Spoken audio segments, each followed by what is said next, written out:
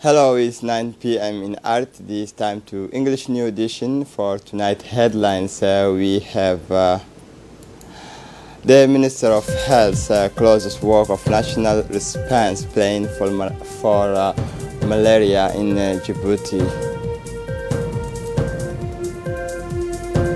In Cameroon, new Boko Haram's raid in the extreme north. The Minister of Health, Mohamed Warsama Diriye, chaired yesterday the closing ceremony of the workshop of restitutionist work on the national plan of response against malaria in Djibouti, held at Kepeski Palace Hotel, organized in collaboration with the World Health Organization, UNDP. The important workshop brought together many national and international experts who spent 5 days on different aspects of malaria control. Also noteworthy is the presence of the Djibouti Mayor Fatuma Awale Usman, the participation of several partners in the images of International Organization for Migration, UNICEF and UNHCR, who took part in this consensual exercise. It is through an inclusive and participative approach that this workshop of reflections and scientific consultation mobilize all practitioners from public, parasocial and private structures to develop and update national reference materials on the multifaceted fight against malaria in Djibouti. In this regard, the Minister of Health, Mohamed Warsama Diriye, said that all these strategic orientations that's identified will form the basis of a new plan for fight against malaria for the period 2019-2023. Health Minister Mohamed Warsama Diriye also praised the commitment of all partners of health sector for their effort and their mobilizations in accompanying this national response. At the end of this closing ceremony, the representative of UN agency as well as the various technical partners initiated with the Minister of Health, Mr. Mohamed Warsama Diriye, directed the memorandums of the review of program struggle against malaria in Djibouti. This aid memo contains all the updated guidelines on treatment, health coverage and prevention in the fight against malaria.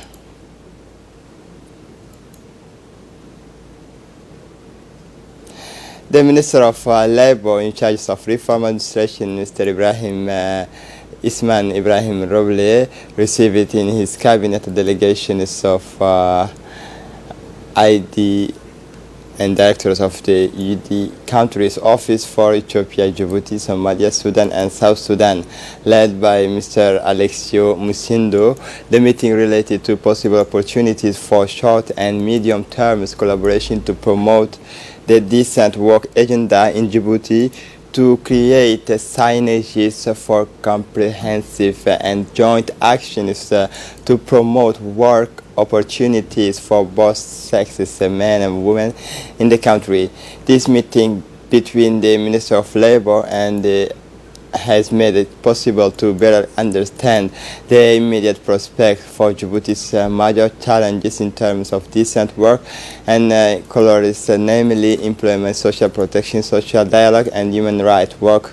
The missions of International Labour Office was composed of gender specialists and social protections to provide the desired support to labour institutions, technical assistance to prepare manual of sexual harassment in the workplace. The meeting was attended by the Secretary General of the Ministry of Labour, Mr. Abdallah Ali Mohammed, and senior officials of the ministry.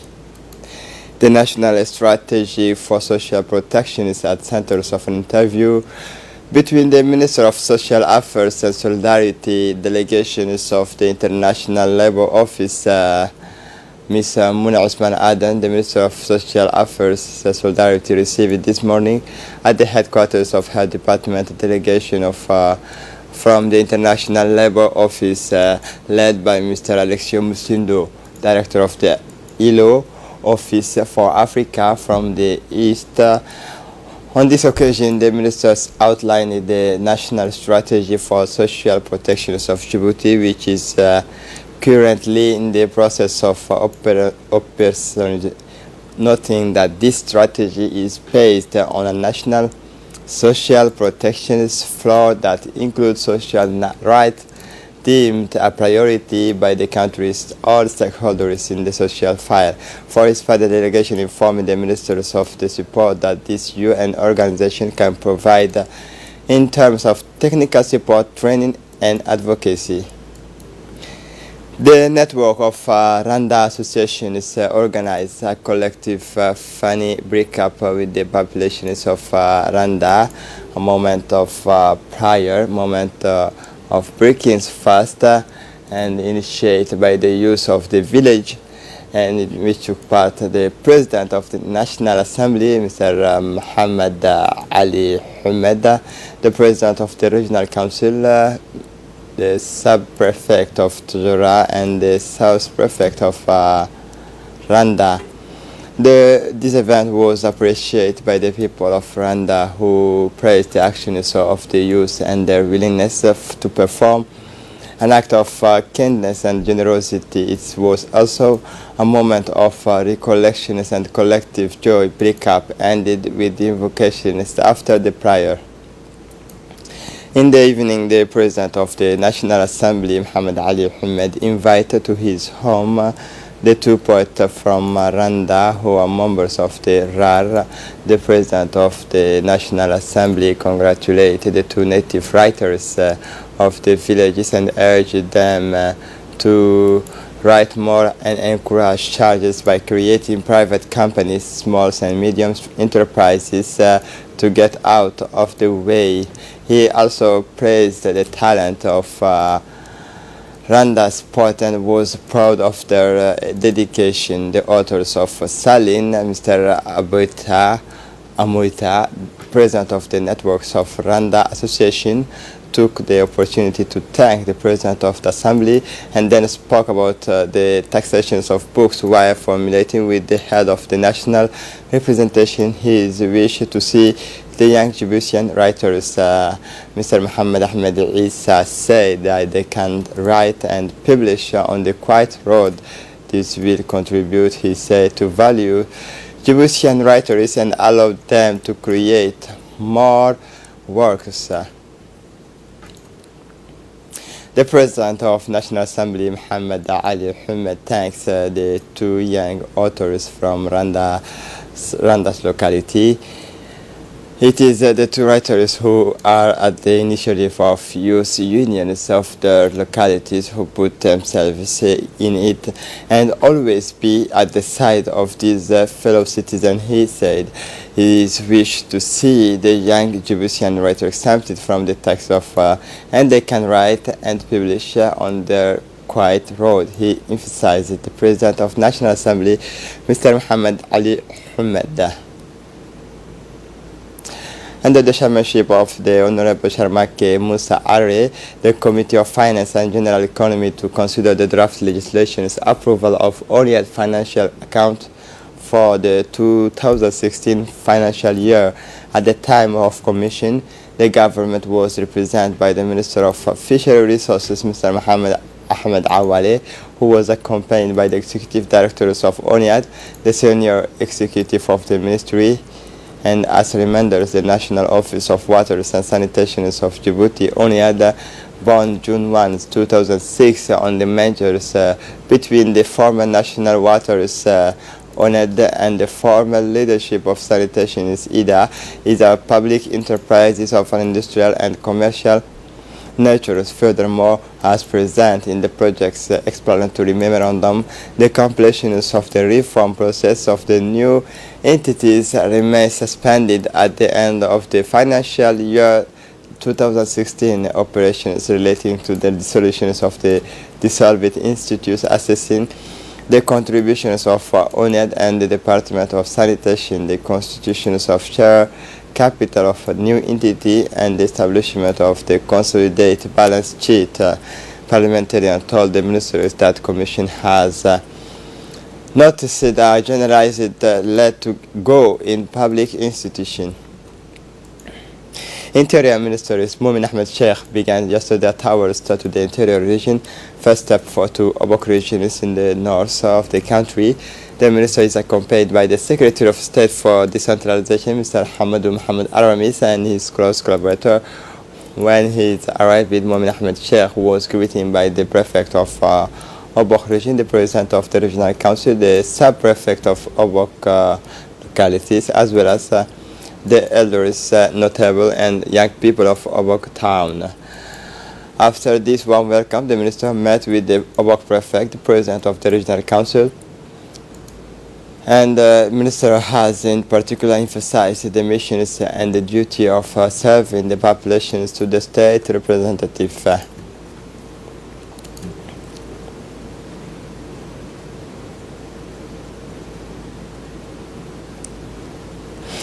The new Minister of Interior, Mumin Ahmed Sheikh, was accompanied by a strong delegation whose Secretary of State for Decentralization, Mr. Hamadu Muhammad Aramis, he said that this visit is a first contact for the new Minister of Interior, who will get acquainted with the administrative head of Obok region in the presence of elected representative of the authorities. During this discussion is after the breakup and to the young, the social difficulties and the populations were widely raised, among which the road access, the problem of water at our level. We find solutions to grievance while others are in process, but the Minister of Interior is the most responsible for regional problem, and per the contact with E4 will be made to find solution to relieve regional populations, said the Minister of Decentralization, Hamadu Muhammad Aramis. For his part, the Minister of Interior, Mr. Mumin Ahmed Sheikh, said the Obok villages and the localities took turns speaking, first to welcome the Obok regions and second part expressing their allegiance. The Minister of Interior, Mumin Ahmed Sheikh, took note of all these doshes and he promised them an answer as soon as possible. The first contact of the Minister of Interior ended in a collective break-up. When the conflict erupted in Yemen in March, thousands of people fled the country to seek refuge in Djibouti. The country has hosted some 38,000 Yemeni refugees. Many of whom have moved to other countries at Obok in the camp Markazi. There are more than 1,000 today against nearly 3,000 in 2015. Their living conditions have improved significantly with the involvement of several countries and organizations that have not only increased the supplies of food and granted 300 prefabricated air conditioning houses, but also education, children's and vocational trainings, including computer training for children. Only mention those efforts that facilitate the integration of Yemeni refugees among the Obok population. Today, many of them have embarked on commercial activity alongside Obok and thus animate the economic life of the region. They are active particularly in the food sector, as here and Yemeni and Obok cross daily to the point that nobody makes the difference. So cohesion is important as they confirm it all. The new Minister of Communication for Postal Communication, Mr. Radwan Abdullahi Bahdon, continued this morning his hours of contact with the various department under supervision. These times the minister went to the post office in Djibouti. He was accompanied by his Secretary General and the senior executive of this department. The Minister of Communication in charge of postal communication, Radwan Abdullahi Bahdon, was welcomed on his arrival at the Citizens' House by the Director General, Mr. Bahnan Ali Medal, the officials of Djibouti Post, and all the employees. After the warm welcome, Minister began his visit with the Djiboutian Postmaster's Director Bahnan Ali Medar has provided the ministers responsible for post all necessary explanations of the House of the Citizen that offers Djiboutian service quality, fast and secure. The minister then continued his visit by visiting the office of Jib Call Center, which is located within the Djibouti Post Office. Jib Call Centers, which is partners of Djibouti Post.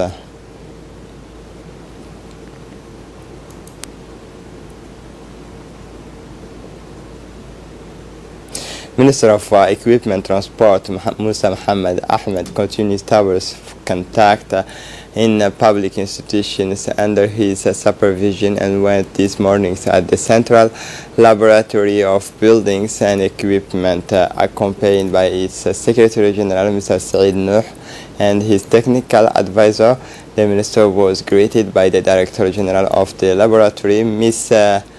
Rahima Ahmed Musa, and all of her staff who have given her warm welcome. To welcome the minister, he went around the laboratory and was able to observe the different control room of buildings and materials in Djibouti.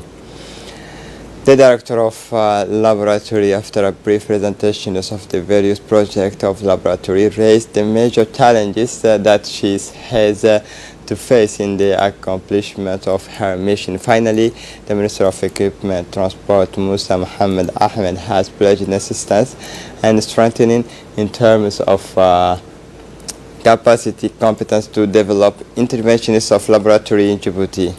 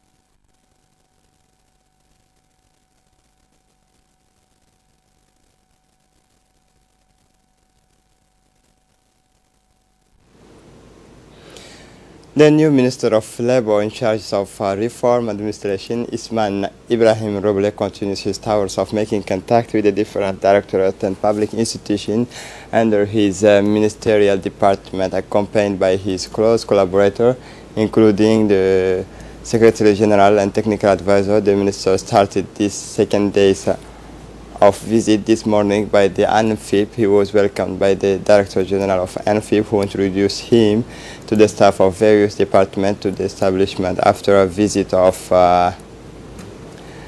the various offices, the ministers had meetings with the Director General and other ANFIP officials, during which he said that it is necessary to strengthen the activities of this establishment, particularly the integrations of young people into employment, because it is an important part of the national employment policy. The minister also stressed that ANFIP is the line of its ministerial department. Then His Excellency the Minister Isman Ibrahim Roble went to the Directorate of General Inspectorate of Labor and Social Laws. The Acting Inspector General welcomed the ministers and her delegations, outlined roles and mission, as well as the current status of the leadership.